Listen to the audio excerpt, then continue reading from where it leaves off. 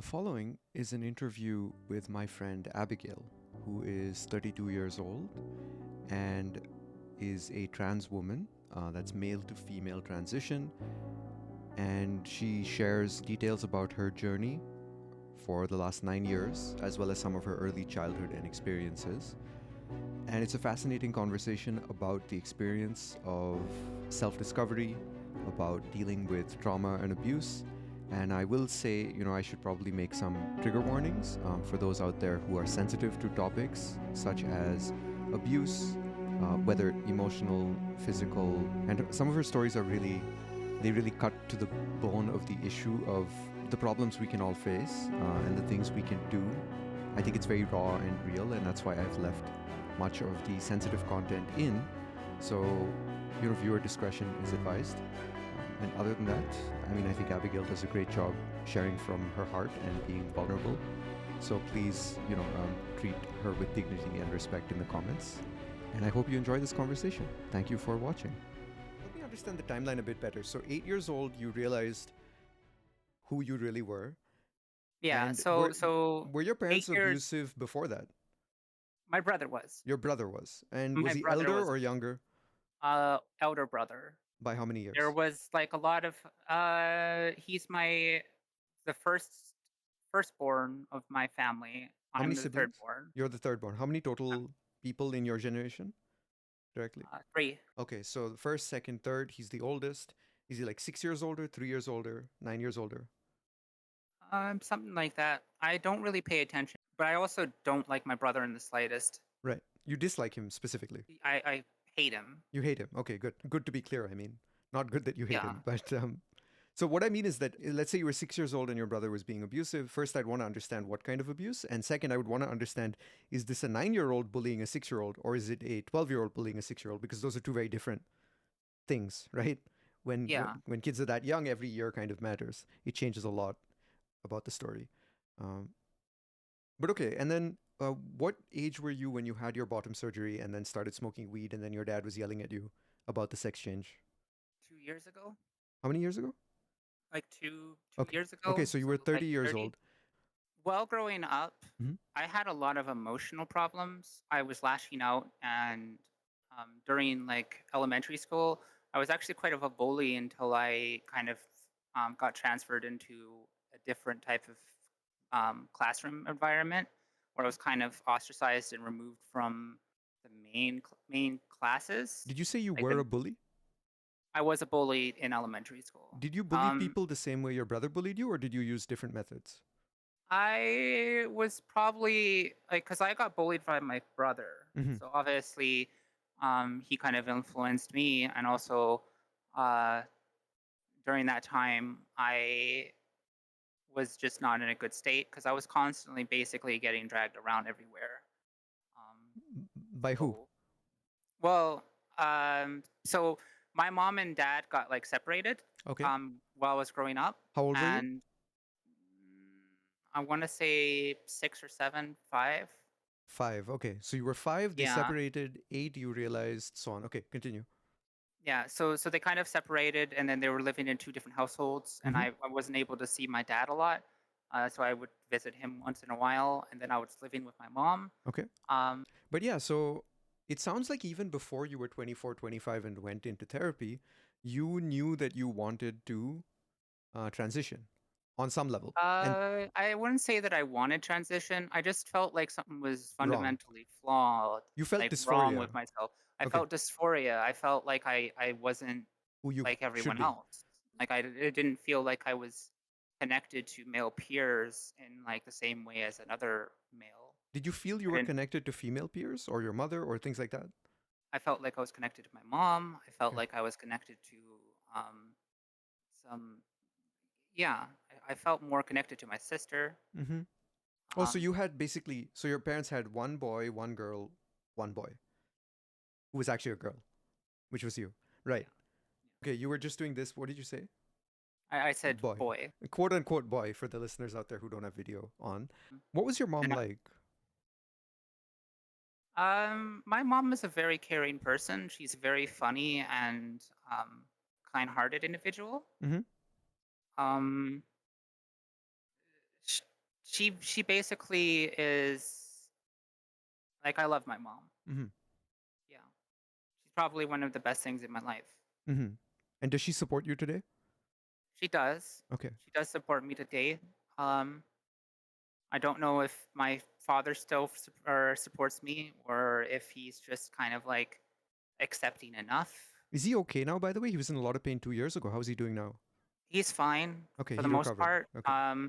My mom and dad are back together again because they have separated multiple times. So it's an on again, off again sort of relationship. Yes. Okay. Interesting. So when your mom lashed out at you, my first instinct was thinking, um, does she feel insecure about her appearance or about like what a woman should look like or something like that? But it probably runs deeper than that, right? It's not just appearance level, it's something else. Maybe she was afraid for you or for her Oh, relationship with you. Yeah. it's a big decision, right? Yeah. It's a big change in your life. Yeah. That's why I went to therapy. Hmm. I wanted to make sure that it was something that I actually wanted to um, do to better myself, right? Hmm. So I Something guess it would, that yeah, I needed to know that was something that I needed to do. right. Because then you would be willing to face whatever backlash or changes other people might have towards you because you knew it was the right. Yeah, originally that's what my best intention was to build myself as confident as possible. But Uh-huh. you can't build yourself as confident as possible if you have a bad foundation. And then you did work on your foundation later, which we'll get to. You felt dysphoric, and not necessarily gender dysphoria, you just felt some dysphoria of like, and then the therapist was able to help you pin it down through conversations. Probably you were able to just talk it out and you came to realizations yourself. Help me understand maybe the first therapy session, what that was like. The first therapy session was kind of like talking about a lot of different types of subjects and talking about how I was feeling Okay. and why I was coming to her. Because I talked to her over the phone and basically I told her some of my feelings and that I didn't feel safe discussing it over the phone. Okay. And then basically I went there and the timeline for that was I was going every week for at least 2 months, and then after the 2 month mark, I was going every 2 weeks for another 4 months. It was 22. Mm-hmm. I started to go to therapy. After about 3 months of going through therapy, I talked to my mom and basically told her um, that I was trans and that I wanted to transition. Mm-hmm. And then she had a terrible reaction to it Mm-hmm. and basically told me that I would be a terrible woman and that I would look terrible. And um, basically, she let her emotions out on me. And that kind of like completely shelled me up.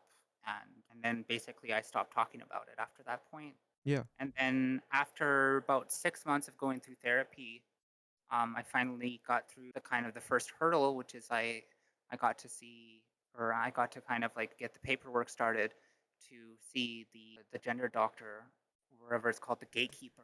There's a gender doctor. I didn't know this. Okay. Uh, I don't know the correct term because it's been so long. So 8 sessions and then 8 sessions. So 16 sessions over the course of 6 months. Yeah. So why were you uncomfortable speaking over the phone? Was it because your parents could hear you or your Um, brother could hear you or? I felt unsafe because I could feel like someone could overhear what I was talking about, Right. and that like I was basically had a lot of anxiety, so I had a lot of things like anxiety kind of guiding me, Mm-hmm. you could say. So basically, my anxiety would be upwards, and then I would basically go, well, I can't do this, so I have to like you know whisper or Right. um I can kind of relate. Yeah. yeah. So there was that.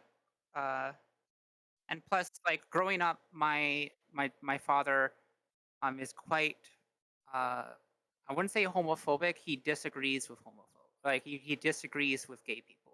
Like Which he is weird. disagrees. It's strange to disagree. So he thinks that they're wrong to believe that they are gay or He doesn't like them. He doesn't like.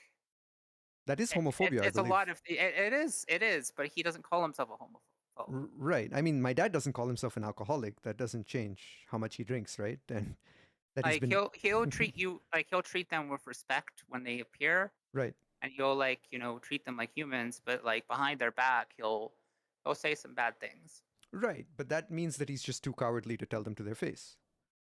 He, I guess, yeah. It's also the fact that he would what's it call it? Like behind closed doors, he'd basically freely express himself. Okay. And So does so he in the safety of his own home, he would say a lot of bad, hurtful things. and does He your would say a lot of like yeah. bad things towards people. Um, Did your mom but ever that disagree with him? Did your sister ever disagree with him? Did your brother ever disagree with him? I fundamentally disagreed with a lot of things that he. Which of your family members expressed disagreement in such a way that may have challenged his feeling of safety in his own home? I don't think anyone did. Okay, so he kind of felt like he was the king at home and he could say whatever he wanted and it wouldn't cause any harm. No one would challenge him. He wouldn't lose any social status, basically. I mean, has he ever been challenged socially on any of his ideas by anyone that yeah. I challenged him on some of his ideas previously. Uh, But he probably doesn't respect you challenging him. no. So if I kind of like cater my kind of opinion to him and like change myself fundamentally as a person and kind of like, say things that I know he would like, Hmm. that's not me being truthful to myself. That's me kind of like catering myself and changing myself. It sounds like you. I mean, we talked about Kokoro Connect, the anime, and Iori, I think. Her character had to learn to build multiple masks because her father was abusive, and she had to learn to regulate her father's emotions so that he wouldn't be abusive to her mom, and she had to learn to regulate her mom's emotions so that her mom would not fly off the handle, and she had to learn to regulate friends' emotions at school and so on. So she learned to be different versions of herself, such that when she was a teenager, she no longer knew who she was. And she had to go through this whole journey to discover herself. How much of this is resonating with you? It's resonating quite well with me. All of it. Um, Okay. yeah, kind of like throughout my entire upbringing and like life, Hmm. in the early phases, it's just kind of me like changing myself to fit into like positions and like squares or circles, triangles. Are you done now? Yeah, well, yeah, I'm myself. It started when I started to experience mental illness, PTSD. PTSD. Okay. PTSD. When I like had those mental breakdowns and I went to a shrink. Was this To start, CPTSD or something else? I think C is what? complex Complex? Yeah. complex PTSD. Yeah. Okay. And that's the kind of thing that's very hard. What did they try, like, to help? Did they do rapid eye movement? Did Uh, they so all right. So basically, when I was at my worst, I was drinking it like every day. drinking Um, alcohol? I was drinking alcohol every single day. But Surprising. at that time, I was actually drinking grain alcohol. Grain alcohol. Did you distill it yourself? Was this like moonshine? What was this? No, no. I went to the store and bought the cheapest bottle of booze You possible, just wanted to get which drunk for the which least is amount of money. yeah, which is basically like grain alcohol. Hmm. Uh, and Like barley or rye or something. I was drinking it out of the bottle, and I was also mixing it with uh, energy drinks. Like Monster Yeah, I like or Monster. I'm Gatorade. addicted to energy drinks, You're frankly. still addicted. Okay. I am still addicted. But you're not Thank you. addicted to alcohol anymore? I do drink alcohol occasionally, Okay. and I do it for a different reason. Okay, you're no longer doing it to just escape, I guess. Yeah, I'm not doing it to kind of self medicate. Okay. Interesting. So during that time, I was drinking a ton of alcohol, Hmm. and then I went to my psychiatrist appointment, basically almost completely plastered. How old were you for this psychiatrist appointment? Is this psychiatrist different from the therapist that you went to when you were 24, 25? It's different. So the Okay. psychiatrist is a completely different story because during that time I was experiencing mood swings and kind of mental breakdowns and stuff like that. So and I was drinking every day. I was also still, I think, smoking pot and stuff like that. Hmm. And I was doing that to kind of self-medicate and escape, and also get away from the pain. So basically, I went in there completely plastered, and it was about 2 years ago that started. So like about 2 years ago, I went to the psychiatrist, and like 2 or 3 years ago. Okay. So that was when you were 29, 30. And I guess that was right before then the surgery that you did, right? Uh, the surgery happened. Yeah, it was about three 3 years ago. Oh, so maybe you were 29 for Two the and two and a surgery. half. Okay. Did the surgery happen before or after the first psychiatrist session? Uh, the psychiatrist was after the surgery. After the surgery. Okay, because you probably needed pain medication because you were in a lot of pain, right? That's why you were Uh, I, smoking the weed. yeah, I was smoking the weed. It was actually extremely painful. But yeah, so basically, I was completely plastered and went into the psychiatrist. And during that time, I basically told him that I was drunk. Yep, And he said, "Well, we could have rescheduled." And I'm like, "No, I needed to do this." makes sense. But anyway, so I talked to him and basically told him a lot of different things. Hmm. One of the things he asked me, because he actually did research on me um, Was this your before first I came session? there. Was that your Yeah, it first? was the first session. He did research on me before I came in there, because That's obviously nice. I had a lot of problems, Hmm. and him being a psychiatrist, he needs to prescribe me medication to help my problems, Right, or help me. right. So prescribe me medications so I can help, or I can have me help me. You can help yourself. Yeah. Yeah. So basically, I went in there completely plastered. I started talking to him, Hmm. and he did research on me, and he basically talked to me about, like, Dr. Warnicki, which was my gender doctor and stuff like that. And he talked about me, and asked me if I was happy with my transition. He asked me a lot of different types of questions, and Was he just trying to make sure you didn't like regret it or something? That you were well, that was one of the things he wanted to pinpoint my actual problems. okay. So the root He cause of he everything. wanted to find what exactly my issues stemmed from, so he could prescribe me medication. So Right. so the things that he prescribed me and told me that I had was, he told me I had complex PTSD. He told me that I had some form. He told me I might have a form of BPD, and he also said that I have ADHD. Okay. So ADHD, complex post-traumatic stress disorder. ADHD is attention deficit hyperactive disorder, and bipolar disorder is BPD. Okay, got Yeah. it. Yeah. So And I those are the think three. I think he told me that I might have BPD because I didn't have a very good grasp on self at Self. that Okay. time, because I was very traumatized by a lot of different things. So, and plus my upbringing was very, uh, I changed myself a lot in my upbringing. Like, if I showed you my arm, there's lots of different types of scars all over my body. Wait, Some why of do you them have so bad, many scars? self harm. Oh, so each scar kind of tells a story as well, right? Well, except for these two. These two are from me cooking something. Okay. And the others are self harm. Yeah. So self harm, and there's actually a lot of small cuts all the way up here. So maybe briefly you can help us understand the psychology, at least in your case, behind cutting yourself. Oh, it can be a lot of different reasons. Okay. It could be to emotionally kind of feel free, or it's to express self hatred. Mm-hmm. Um, it could be that your emotional state is so bad that you're unable to control your emotions, which is Mm-hmm. a bad aspect. You should never try to control your emotions, because controlling your emotions means that you're suppressing things. Mm-hmm. Emotions should go free like water, and if you're kind of suppressing those parts of yourself, it's bottling yourself up. And I had a massive problem with bottling emotions for a very long time, and I still subconsciously sometimes I bottle up my emotions, and that's because it's not always safe to express yourself emotionally.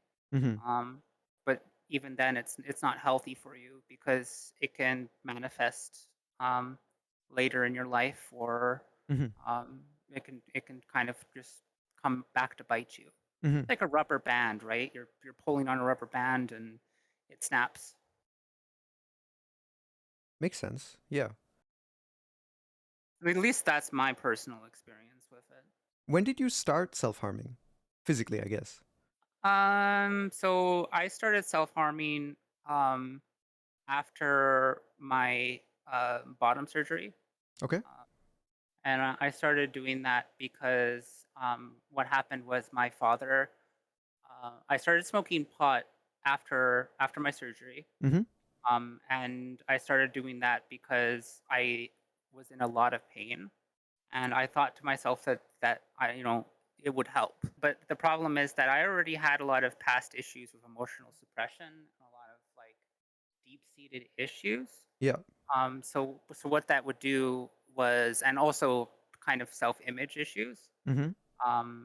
like basically compound from a lot of different types of trauma from my family and like people.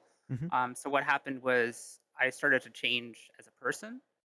Anytime I would smoke, and I also had like other issues where I tended to change myself depending on the person I would be interacting with. Mm-hmm. So what happened was I basically had a huge mental breakdown, and uh, things just started to escalate from there. But I also tried to like maintain my relationship with my father. Mm-hmm. So I basically smoked in front of him, and then after I smoked, he basically yelled at me and like told me that um, he yelled at me why I had a sex change operation, and also he basically yelled at me at the top of his lungs after I started smoking, and that made me break down emotionally to a point where I had a mental breakdown, and I was just basically doing what I do when I do have a mental breakdown, which is repeating the same words over and over again, Like a mantra. um, like a mantra, but in a way where I was basically like curled up. A healthy person should be able to have all facets of themselves be free. Like you should be able to basically freely laugh. You should be able to freely um, like have stimuli that comes in your way Right. that makes you feel a certain way. You should be able to cry. You should be able to smile. You should be able to laugh. So you're You should be able resilient. to Yeah. you should be able to like have that supplement yourself, right? Okay. It should all work and intertwine together. Mm-hmm. It shouldn't have something that's combating each other. The key Right. thing is if you're using your volition and your volition is kind of like top and center and like everything else is basically getting pushed down because you're bottling it. Mm-hmm. That's the key issue is you're taking your volition and your volition is front and center and that's what it is. But everything else is subdued and kind of like chained, So what right? is volition in this context? Is it just your conscious intention, your rational mind, your executive function, or what is it? The facility or power of using one's will. It's So basically willpower. yourself, your conscious self, your ego. So how do you ally with or integrate your emotions into your decision making and your day-to-day living in a healthy way? So when I was like doing that type of stuff, I was meditating a lot. Okay. Um, so I would basically meditate and try to get to a place where um, I felt like I wasn't suppressing my emotions, but I felt very calm and collected, and I wasn't thinking about anything. Mm-hmm. Kind of like just existing, just being, right?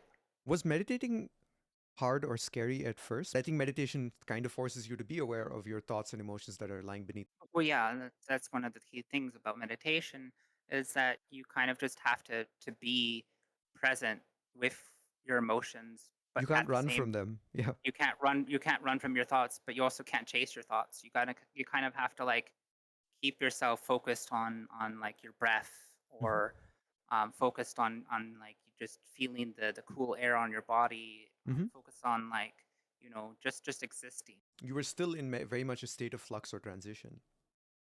Yeah, I was still in a state of change and stuff like that. I was still catering myself to other people. I was still doing a lot of bad habits. I was still emotionally suppressing myself.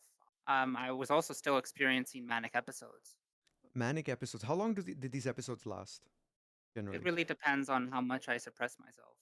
Okay, so the less you suppressed yourself, the less manic episodes you had.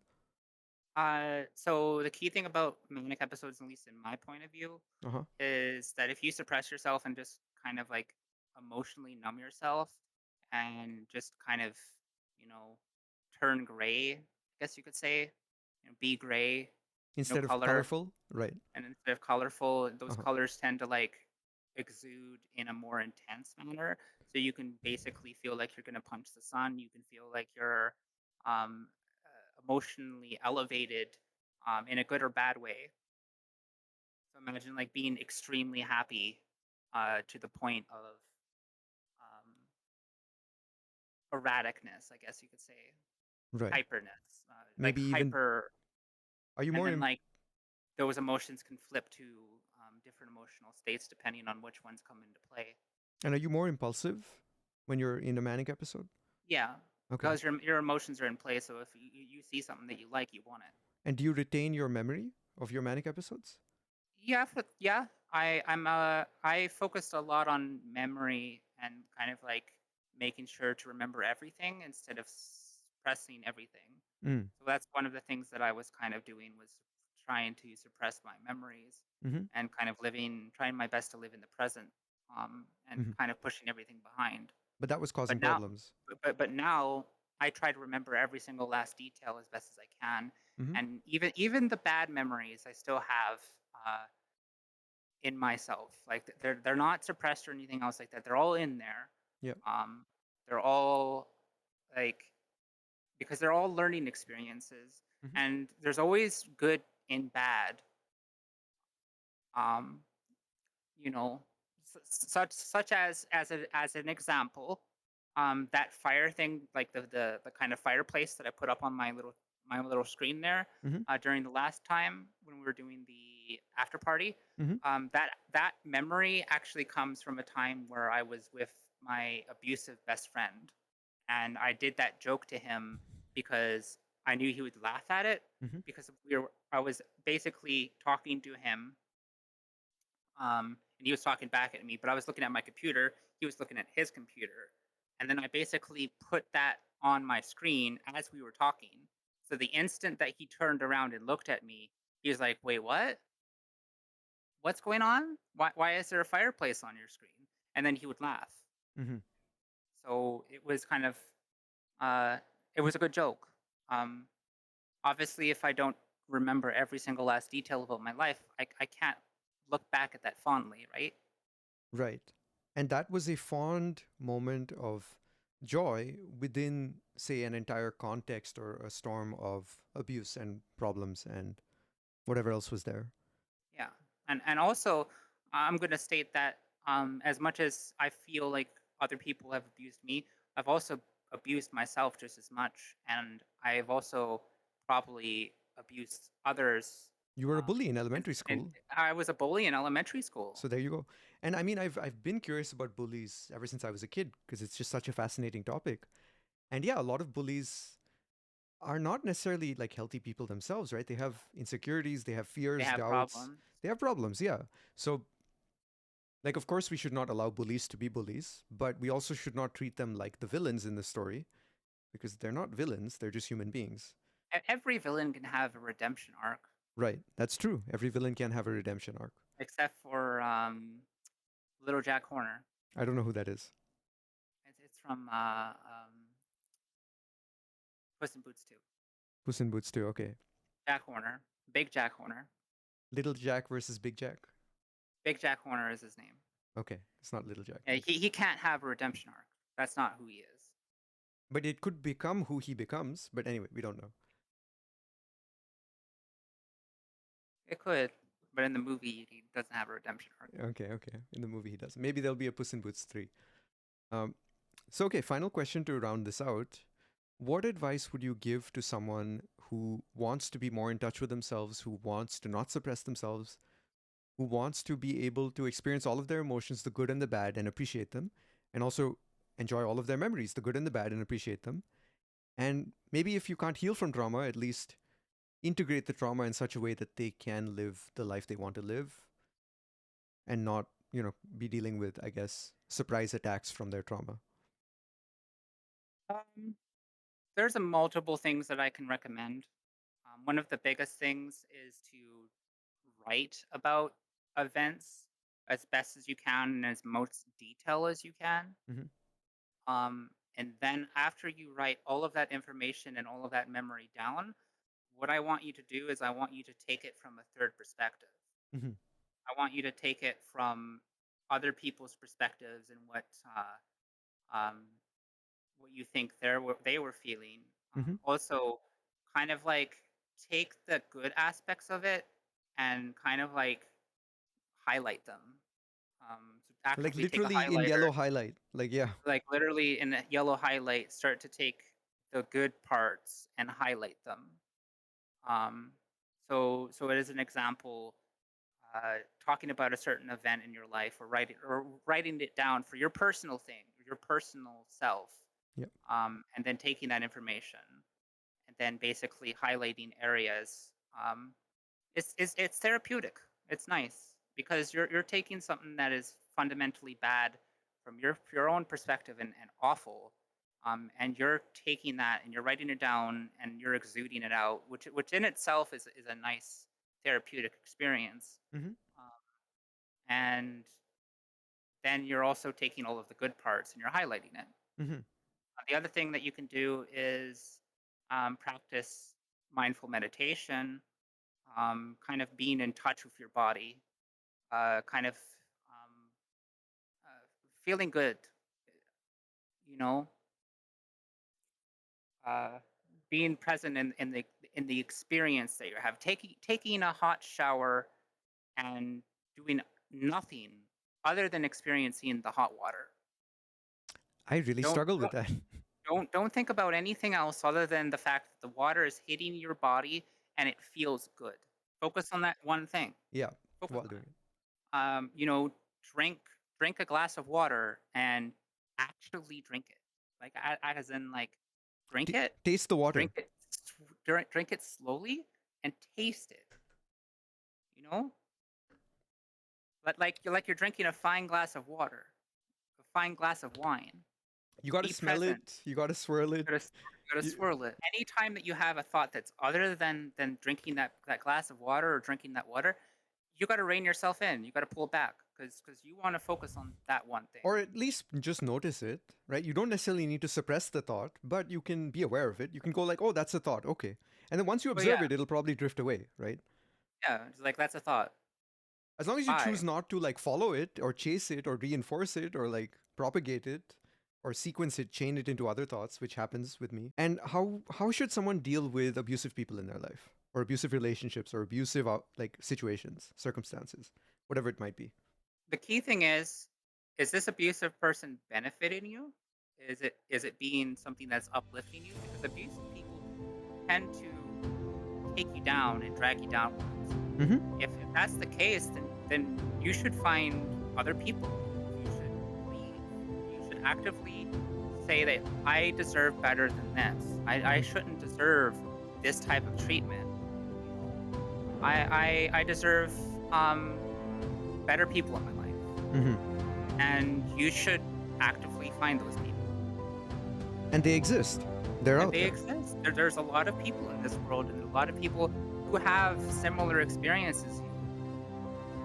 They might not all be one to one, and you'll never find someone who's one to one, but Mm-hmm. you'll at least have, you know, your 10 people, 5 people, 3 people, 2 people, Mm-hmm. um, and that's enough.